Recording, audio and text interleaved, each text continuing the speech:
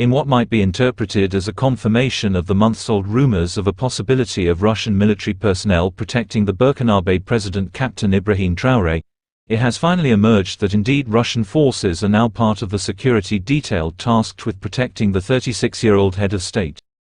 This became evident today on July 25, 2024, as Captain Traore traveled to the Martyrs Monument in Ouagadougou to hand over the newly acquired crucial health equipment that will greatly improve his country's health sector. Upon his motorcade coming to a halt a few meters from the moment, several heavily armed soldiers with black semi-automatic rifles could be spotted, having taken strategic positions to make sure that all is well and that no one disrupts the peace that was prevailing. And among those soldiers was this one whom we easily recognized to be a Russian soldier, despite having covered his face, or rather himself, from head to toe and with gloves on his hand. So far, our guess is that you've probably also noted that he is a Russian military man, going by the Russian flag on the left shoulder of his camouflage uniform, and at the end of the day, we noted that he was not the only one at the ceremony, but rather there were several of his colleagues from Russia providing their services to the Burkina-Faso leader. Anyway, it's to be noted that the presence of Russian forces in Ouagadougou is perhaps not a surprise to those who have been closely following political and military developments in the Alliance of Sahel States Confederation, and specifically Burkina Faso.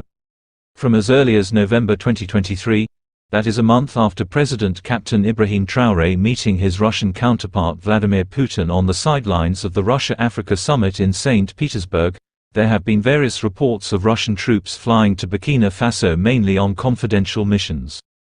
The latest reports of such movements by the Russians being those that emerged in mid-June this year, where after a shooting incident at the country's national broadcaster RTB, it was reported that between 80 and 120 Malian soldiers and Russian mercenaries from the former Wagner Group, which have now been integrated into Russia's Africa Corps, had traveled to Burkina Faso on an unknown mission, with speculations that they had probably gone to provide Captain Ibrahim Traore with protection and support in case of a coup d'état attempt.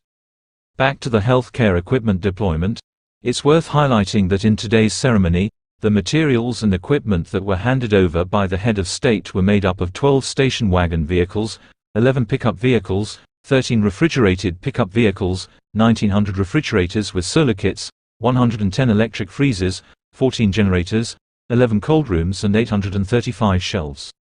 The Burkina leader had said during the ceremony that the mobile clinics will be deployed to villages, in the countryside and certain peripheral areas of cities to allow populations to have ultrasound scans, to be screened for cervical cancer, breast cancer, and to take charge of childcare.